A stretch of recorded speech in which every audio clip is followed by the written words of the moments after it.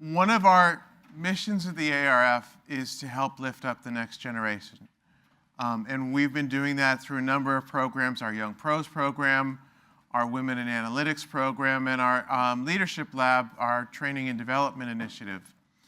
And as part of our Leadership Lab, we worked with our IBM members who'd been developing internally their own social media training programs. And we said, look, are you guys interested in doing a case study? It's always the challenge when you're doing training is really being able to apply what you learn in a classroom to a real-world setting. And I said to the group, look, if you like, we've got a challenge on our hand. There's this whole issue of consumers blocking digital ads, which is creating a huge challenge for us as an industry, but it also reflects a consumer dynamic, something that we need to understand to be able to solve. So 7 global IBMers took us up on this challenge.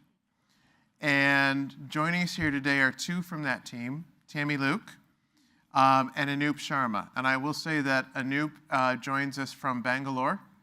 He flew in 22 hours to be with us. So we're very excited to say that we have a global presence in today's presentation. So a little bit about Tammy. Tammy, excuse me. Tammy has been with IBM. She's got an 18-year career spanning market intelligence, strategy, digital marketing, customer experience, and user experience design. Now, Tammy didn't come as far as Bangalore. She came from Atlanta, but I don't think you'll hear that in her accent, unless you want to. And Anup, as I said, is an experienced marketing professional with IBM's India team in Bangalore. He's been with the group for 5 years. And we're very excited to have them both on our stage today. So please join me in welcoming Tammy, Anup, and by extension, IBM's Watson. So thank you for having us, and thank you everyone for joining us back to hear what we're here to say. As Chris said, Anup and I are social media researchers at IBM, which means we mine social media conversations and analyze the data for market and customer insights. And so when he approached our team about this project, certainly we traded our B2B hats and our normal day jobs to put on our consumer hats and focus on understanding the growing use of ad block software as a way to manage the online user experience. Specifically, we were asked to investigate the softer side of things, the attitudes and behaviors, the emotions, the motivating factors and issues that people are facing that's really driving them to install this software, and the defining characteristics among both users of ad block software and non-users. So let's start, if I run this right, with just a minute of background. So as an industry, why do you all care about ad blocking? We've seen some of these numbers earlier this morning. Globally, in terms of just the magnitude of the problem, nearly 1/3 of all global ad content is blocked. And use of ad blockers in the US increased 48% just last year. So it's a big and growing problem. And usage rates are 3 times higher on mobile devices than traditional desktop devices. So certainly something everyone here is concerned about. In terms of who's blocking ads, if you think it's just geeky teenage gamers, you're wrong. Trendera reports that users are just as likely to be women as men, and they span ages 13 to 50. So it's everyone. In terms of what's at stake, you guys all know this. Publishers, blocked ads cost publishers an estimated $21 billion, again, just last year. So we know that consumers want to be in control of their online experience, and current advertising practices obstruct their ability to do that. And because of this, what I'll call subpar user experience, because I'm a UE nerd in some of my previous jobs. So because of this subpar experience, they're installing ad block software. So how do we combat this issue? How can IBM Watson help? What we discovered to me a major key, and sorry, where'd this ad come from? That's not the key. What we discovered to be a major factor in addressing this problem is really understanding who these users are.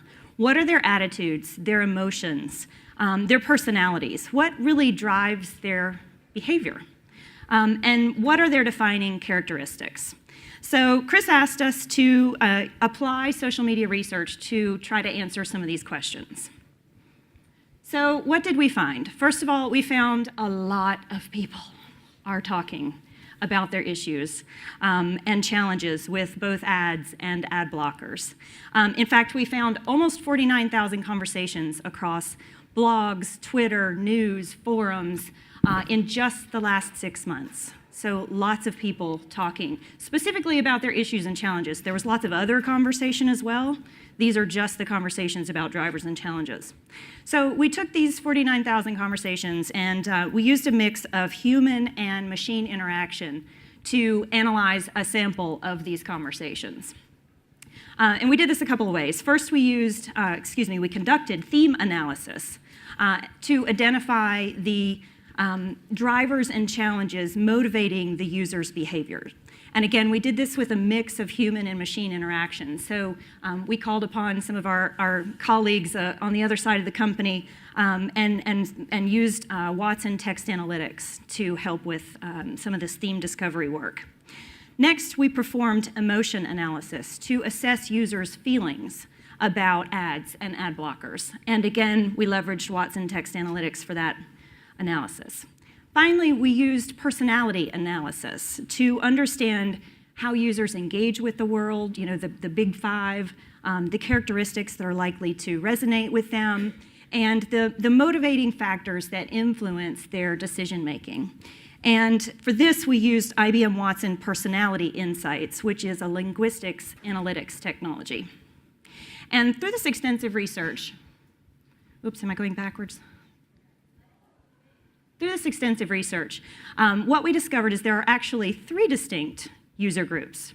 We went in thinking there'd be 2. Those 3 groups are, those who use adblock software, those who do not, and those who toggle back and forth. And I'll start with some similarities because they do have some similarities. As you would expect, they're all frustrated. They're frustrated in the disruption in their viewing experience that are caused by the pop-ups, the interstitials, the animated banners that are spinning and flashing and changing, and the videos that sort of pop up and you can't skip. So they're frustrated with some of these techniques. The ads interfere with what the user is doing. They're often not relevant. I saw a quote from one gentleman that said something along the lines of, "I'm a dude, and you keep giving me ads for makeup." So the irrelevancy, bothers them as well.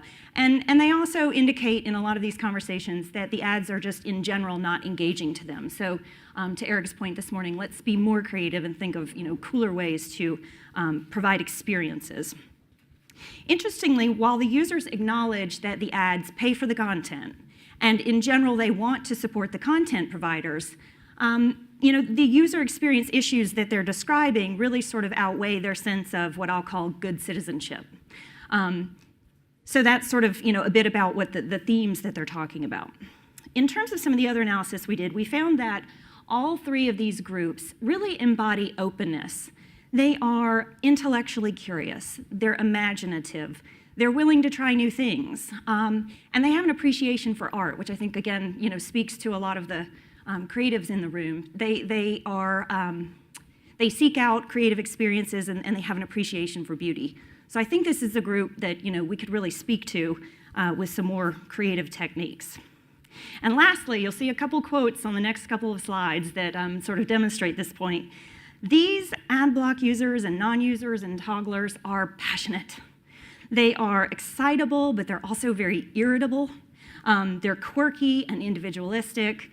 They're temperamental and impatient. So enough about sort of what makes them similar. What's even more important are the unique characteristics that each of these 3 groups personifies. These distinctions should help you determine how to connect with them and how to influence and hopefully change their behavior. So let's take a look at each of these 3 profiles in more detail. So meet Andy Adblocker. In addition to the common characteristics that I mentioned earlier, Andy and his cohorts are also driven by malware, security, and privacy concerns. I see a lot of people taking pictures of this quote. So this quote really sort of exemplifies the passion from this group. It says, nowadays, going to porn sites feels safer for my computer than going to news sites. So certainly, as I said, this is a passionate group. In terms of their personality traits, this group is cautious. They are wary of other people's intentions, and they do not trust easily. Not necessarily very surprising, right? They're contrarian. They do not shy away from contradicting others. And they're excitement-seeking. Taking risks excites them, and they're bored without a lot of action going on. So this is a group that we really need to sort of catch and stimulate and connect with. Interestingly, our emotion analysis found that this group had the highest degree of joy in their improved ad-free experience and the lowest degree of frustration of any of the groups. And that frustration, let me just sort of tell you what goes into that. It's a couple of strong words. It's anger and disgust. So highest degree of joy here, lowest degree of frustration. All right, next is Nancy non-user. And while she and her cohorts recognize that publishers make money from digital ads and they want to support the content providers, they want the ad experience to be more relevant, more engaging, and most of all, less intrusive, right? Again, passionate group. And I should say we didn't just cherry pick these sort of provocative quotes. These were very much representative of a lot of the conversations that we had. So they do demonstrate the passion on the topic, but they certainly are not outliers. They're quite representative of the discussions. So Nancy non-user and her cohorts, again, in terms of personality traits, this group is curious. They want to discover, to find out more, and to grow. And they're also quite practical, which means that they have a desire to get the job done and a need for skill and efficiency. So you can see how they are naturally frustrated when the ads interrupt their task at hand. And as a result, you'll see that their degree of joy has come down a bit and their degree of frustration has gone up a bit compared with the ad block users. All right, last but not least is Toby Togler. He and his cohorts often disable their ad block software as a way to support the content providers, but they end up having a bad experience and they ultimately turn the ad block software back on. And because of this toggling back and forth, they know how much faster the pages load without the ads, and thus browsing speed becomes a major concern for this group. All right, in terms of personality traits, this group is deliberate. They think through their decisions before they make them. They're more trusting, and they're more self-controlled, which means they have restraint over their desires, which are not particularly intense. You'll see here togglers actually have the lowest degree of joy and the highest degree of frustration among the three groups. So clearly toggling back and forth is in fact not improving their experience and is adversely affecting their attitudes and feelings. So as an industry, what can you do? We think a mix of approaches is needed in order to improve the user experience and appeal to these three distinct groups and their needs and characteristics. Target Andy Adblocker with secure and relevant ads and messages through techniques like perhaps the native ads, creative display ads, things that are less intrusive, more within their control, and again, sort of speak to them artistically. Make it clear that the ads are safe via trustee or some other industry certification, but address this issue head on and try to sort of put them at ease to let them know that the ads are safe. And eliminate the most disruptive techniques. Again, the pop-ups, the animated banners, the videos they can't skip, the interstitials, those things. Because if we don't do this, as we saw in this morning's numbers, what was 90% increase year over year or something in AdBlock users. So if we don't do this, there'll be more Andys next year and more the following year.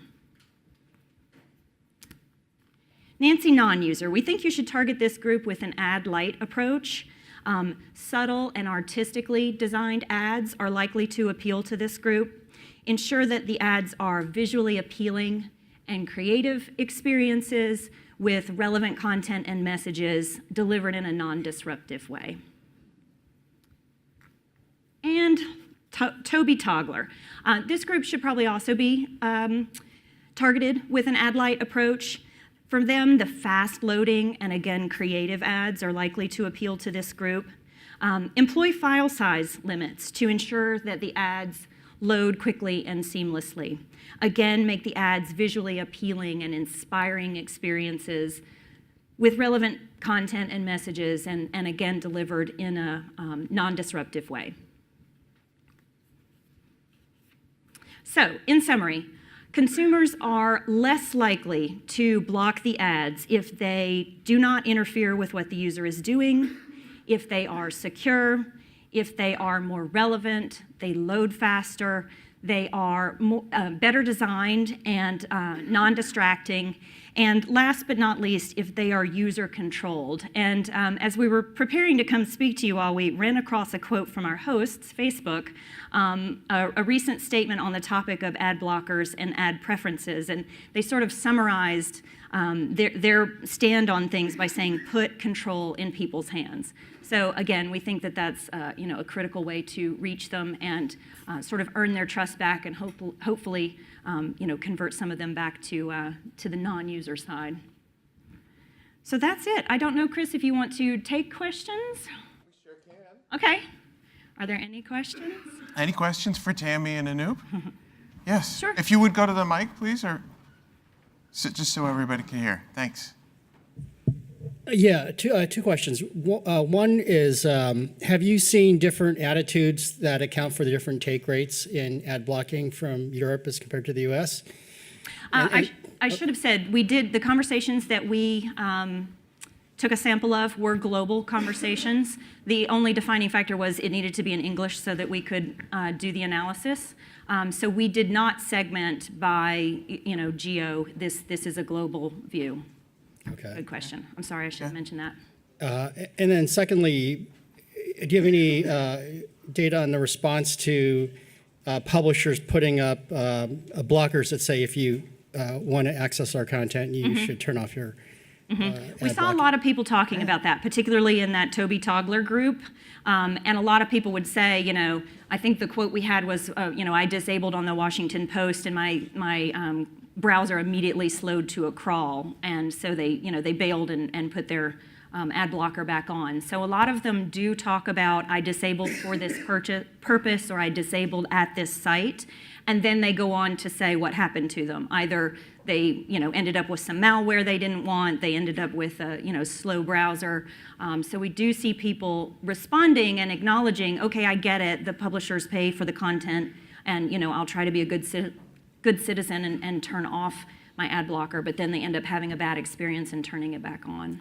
Did you have a theory why ad blocking is much higher in Europe than it is in the US? I don't.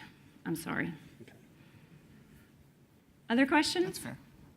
Yeah, we really didn't segment by geo, so I would need to, sort of segment and look at the European comments specifically. So off the top of my head, no. From an AI standpoint with IBM Watson, Mm-hmm. that help direct like a different ad to whether it didn't know if I am talking to a Tammy or an Andy?